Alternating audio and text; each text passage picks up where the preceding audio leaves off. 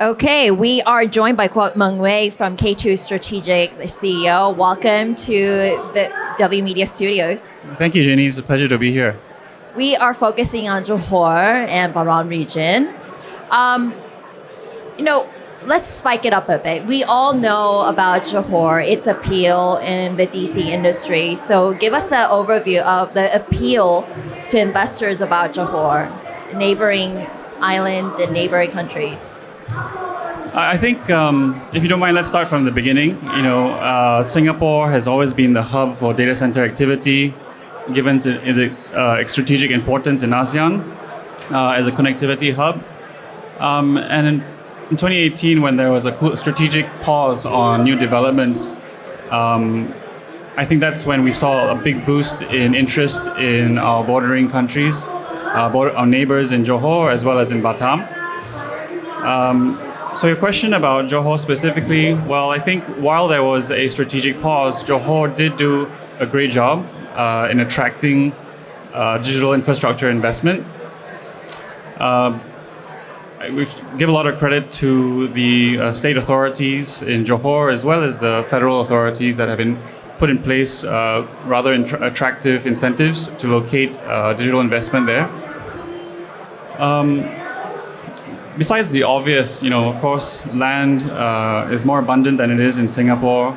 Power availability is more abundant.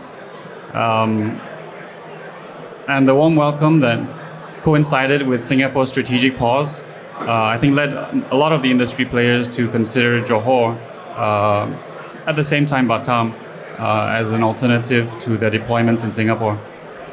So you have an overview, you have a positive overview about Johor, Batam. I'm going to ask you a challenging question. Oh dear. Okay, when we talk about Johor, in comparison to other places like Singapore, internet connection, high congestion of traffic, these are some of the issues that we can't ignore for industry experts. In order to be a hub like Singapore, which is one of the international hubs in Asia, Johor, other than geographic appeal, it has to cater to these infrastructure. Do you think they can step up the game? They're in the right track? Or does it need some collaborative momentum to step it up? Well, firstly, thank you for that challenging question. We're going off script here, but I welcome that. Certainly. I think Johor does have a lot going for it in terms of its constantly improving infrastructure. It's the fact that it has abundant land also lends itself to deployment of growing renewable energy resources. That is one key ingredient into our ecosystem as a data center developer. Speaking on the other key ingredient, which is connectivity. We are witnessing over the last couple of years significant investment into terrestrial fiber that bring in connectivity across the country, as well as connecting into Singapore, which is the hub that it services. So we've been in close contact with industry players that have connected Malaysia into Singapore across both causeways, and we see that as a strategic enabler to the development of Johor. Just the same way highways are to different cities, the more fluid your traffic becomes between two points, the better opportunity there is to develop on those 2 points as well. You mentioned the strategic pause by Singapore, and they have a little bit, they have admitted 4 new, DC facilities. Of course, there's a 80 megawatt cap. Do you think that momentum how does it impact Johor and neighboring Batam? I think it's been great to see that the DCCFA has led to the outcome that it has in awarding. We have to take our hats off to the winners of the DCCFA. They did a great job in complying with the stringent requirements of Singapore's new sustainability requirements for data centers. I don't think it will necessarily compete and take away from the development in Johor, but complement it As I mentioned, the development in Johor really is spurred on by the hub of Singapore that it connects back into. So as more capacity becomes available in Singapore, I believe the workloads that it's built to support is going to be slightly different to that of what's going to be deployed in Johor. There is an industry terminology, of the hub and spoke model. So I think Singapore has been quite intentional in attracting the kind of workloads it wants into the data centers as well. I think IMDA shared one of the requirements is focusing on their AI deployments. So a specific part of data center workloads that they want to attract into Singapore. For sure, that's going to grow as well across the border in Johor. So I think it's a win-win for both. You mentioned AI. There's a lot of hype around that, but can existing technologies and infrastructure really capture the essence of the automation that will be brought on by AI? Do you think there's going to be a whole revamp in the system today, and where does Johor play into that? I'm not sure. We're going really off script here. I'm not sure I'm very well qualified to answer the question, but I'll give it a stab. Is there a requirement for a total revamp of infrastructure? My feeling is that we're at the right timing right now in Johor in its development as a data center hub of Malaysia. Then most developers in data centers are either midway through or at the beginning stages of their development. So I think right now it's a perfect timing for early engagement with the end users to deploy the type of cooling, power, and redundancy solutions that are required for such workloads. So the answer is no. I don't think it does require a revamp, but just because of where we are in the cycle of development. You mentioned also sustainability. Sustainability is one of the core issues that WMedia is tackling on. We want to project the DC industry to be like an enabler of planetary health rather than, a harm. So you mentioned cooling systems. A lot of key players are adapting that, but it has a lot of costs. And cost is a really big issue when it comes down to long-term growth as well. So in terms of sustainable growth and meeting those carbon reduction targets, what's your strategy if a DC operator in Johor consults you for that? What would you give them? I'm just going to put my notes down because we're going way off topic. You're doing so well. That's why. Thank you. No, I think on the sustainable energy front, K2 as a business is that is one of our strategic pillars, strategic enablers for the digital infrastructure side to develop. So we've been involved ourselves in solar renewable deployments here in Singapore as an industrial commercial rooftop developer, really to build that expertise in sponsoring and deploying such projects. We see a huge opportunity in our neighboring countries to deploy larger scale grid-linked infrastructure. It's interesting to watch how each of our neighboring countries implement policies as to how to deploy renewable energy into the grid and direct wire into data centers themselves. For us at K2, we're quite passionate about the whole acceleration of accelerating the transition to renewable energy. I think that's what drives a lot of our hearts and minds to motivate us to do what we do every day. So besides getting involved in the upstream generation, I think policy has a large part to play. And I think as an industry, we're all coming together. Across the border, TMB is hosting a industry get-together in the next month. I think very much on this topic of, from a technical requirements perspective, how do they design their policies and hardware to facilitate this adoption of renewables into data centers. So a lot of industry players here are searching for a collaboration like, with you probably, K2, which have says they are going fully for net neutrality, for reducing carbon footprint. What key aspects are you looking for when someone approaches you for collaboration? What kind of partnerships do you seek? Maybe here today. Yeah, there are a few, some related to sustainability. Of course, having the shared vision of transitioning to a more sustainable future would be on top of the priority list. That should be a given for everyone in the industry today. On the other factors, I think we are slightly different to a lot of our industry peers in the fact that we sit as part of a larger organization. The Kuok Group is an Asian-based conglomerate that's involved in many industries, from hospitality to agriculture, logistics, and media. And the fact that we sit within this organization gives us actually a very long-term mandate to deploy meaningful solutions in industry.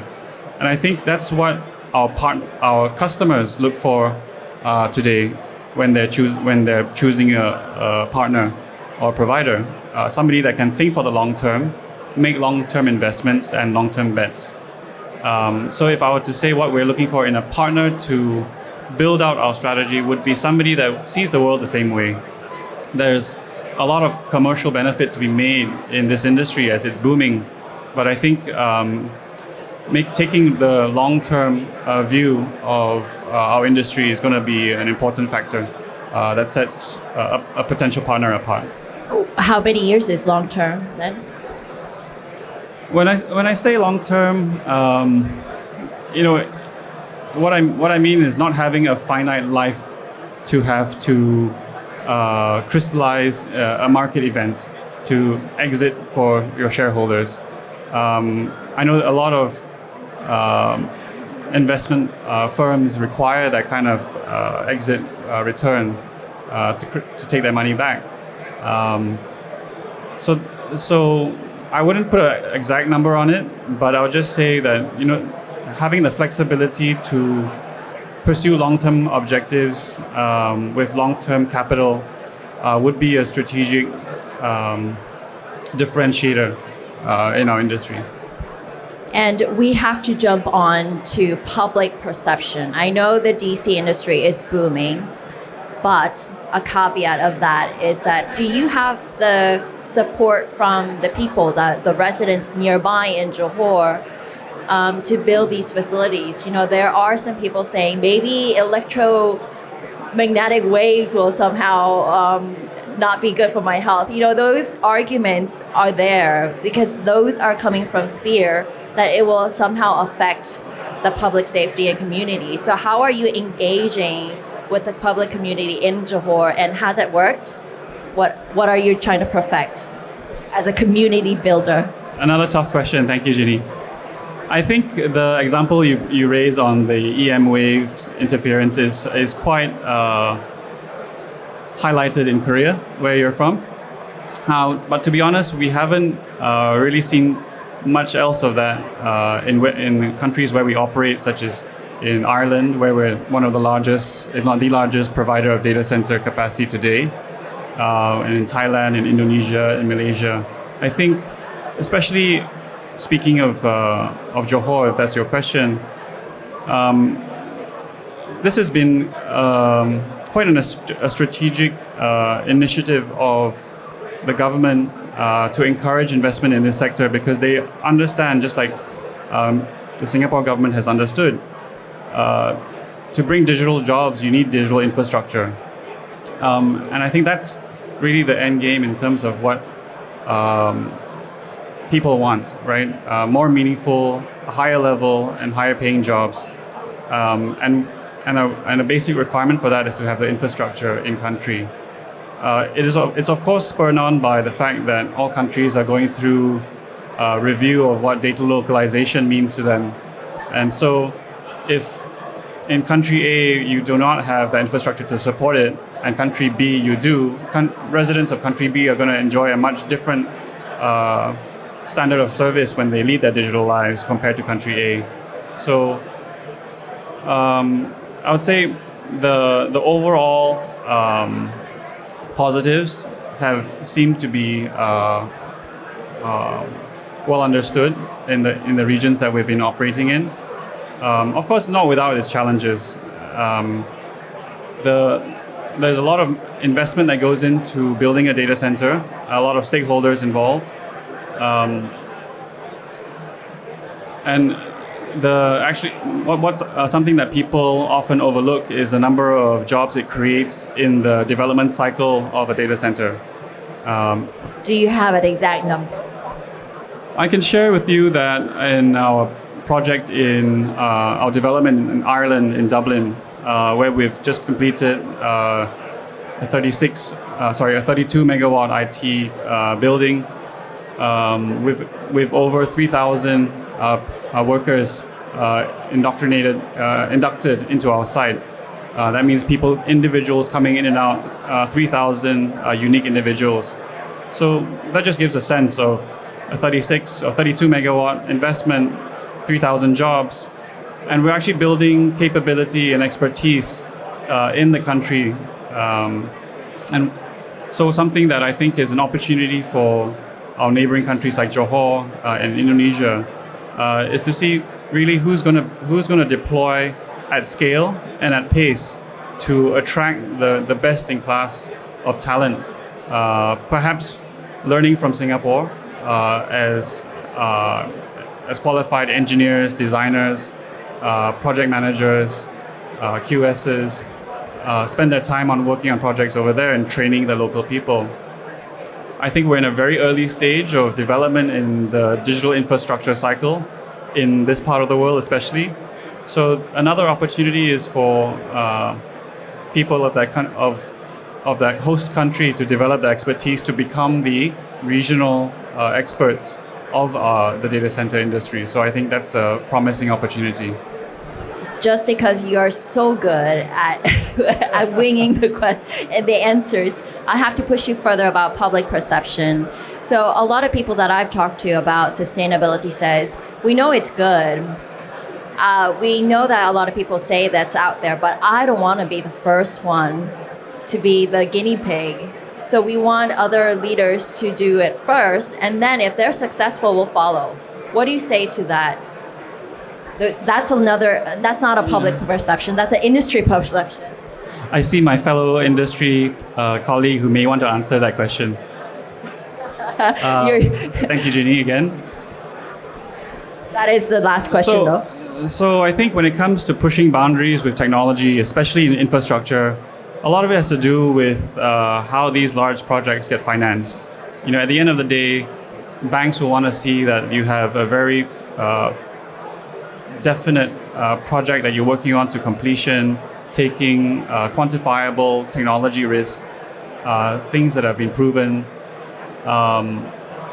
and live the long duration of for its deployment. Without that, financing is difficult, and without financing, most projects don't get to see the light of day. So I think, again, back to your previous questions about working with partners and what kind of partners we look for, that I think goes back to that question where I think for us as long-term investors in this industry, we see ourselves growing to become a meaningful player, not just in this part of the world, but globally. And taking that view in mind, I think we do need to take the long-term, make those long-term investments. Sometimes try technologies that may fail, but if you have that strong partnership with your customers, I think that's where you can really make a difference in terms of being the tip of the spear in potentially game-changing technologies. Thank you so much.